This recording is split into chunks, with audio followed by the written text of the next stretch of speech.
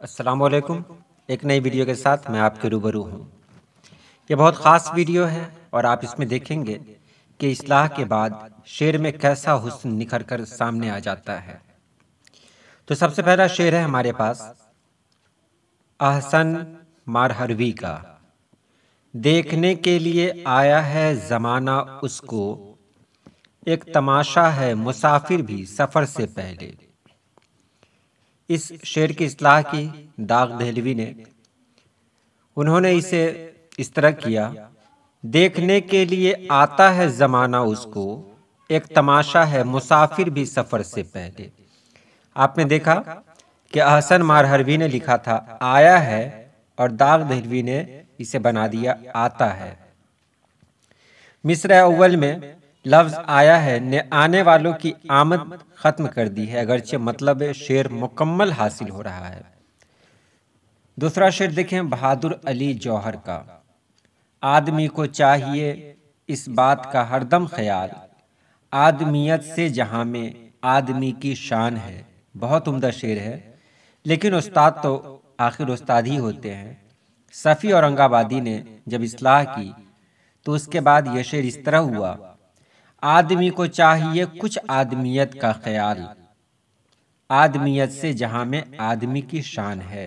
آپ نے دیکھا اوپر والا مصرع تھا آدمی کو چاہیے اس بات کا ہر دم خیال، اور اصلاح کے بعد آدمی کو چاہیے کچھ آدمیت کا خیال۔ کتنا آسان رہا، اور بس یہی چھوٹی سی ایک اصلاح ہوئی اور شعر کا حسن بڑھ گیا۔ اسی لیے استاد آخر استاد ہوتے ہیں۔ منور رانا نے کہا بھی ہے کہ خود سے چل کر نہیں یہ طرز سخن آیا ہے، پاؤں دابے ہیں بزرگوں کے تو فن آیا ہے۔ بالکل جب تک ہم اصلاح نہیں کروائیں گے شعر میں حسن پیدا نہیں ہوگا۔ تیسرا شعر ہے راشد احمد راشد کا۔ اب شکستے در و دیوار کا خدشہ کیوں ہے، گھر کی تعمیر سے پہلے ہی یہ سوچے ہوتے۔ بہت اچھا شعر ہے۔ اصلاح کیا سید نذیر علی عدیل نے۔ اب شکستے در و دیوار کا خدشہ کیوں ہے، گھر کی تعمیر سے پہلے ہی یہ سمجھے ہوتے۔ دیکھیے سوچنا فعل متعدی ہے، اس لیے سوچا ہوتا کہا جائے گا، اس لیے سوچے کی جگہ سمجھے سے تبدیل کیا گیا ہے۔ گھر کی تعمیر سے پہلے ہی یہ سوچے ہوتے، اور نیچے کیا گیا گھر کی تعمیر سے پہلے ہی یہ سمجھے ہوتے۔ بالکل چھوٹی سی اصلاح ہوئی، لیکن یہ چھوٹی سی اصلاح شعر کے لیے بہت ہی کارآمد ہوئی اور شعر میں حسن پیدا ہو گیا۔ اور یہ دیکھیں یہاں اس شعر میں غلام قادر صدیقی سالک کا شعر ہے: کہنے کی بات جو نہ تھی افسوس کہہ دیے، بدنام خلق ہو گئے کہہ کر زباں سے ہم۔ اب دیکھیے اس کی اصلاح کی ہے صفی اورنگ آبادی نے۔ انہوں نے کہا کہنے کی بات جو نہ تھی افسوس کہہ گئے، بدنام خلق ہو گئے کہہ کر زباں سے ہم۔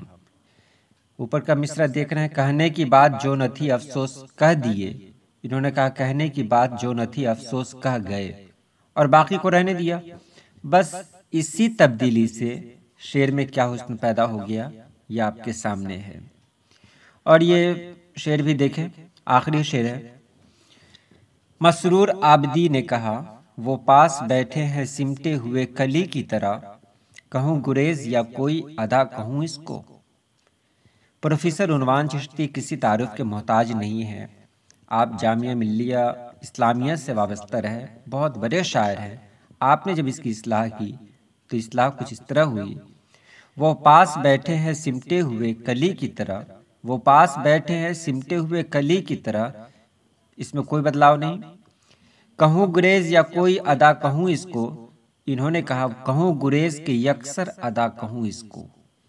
دیکھیے کوئی ادا اور یکسر ادا، ان دونوں لفظوں میں کیا فرق ہے؟ تو شاعر جو ہوتے ہیں وہ لفظوں کی گہرائی کو جانتے ہیں۔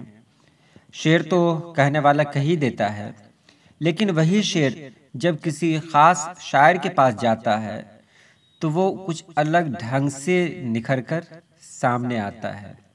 تو یہ اصلاح کے فائدے ہیں۔ تو آج کے لیے اتنا ہی۔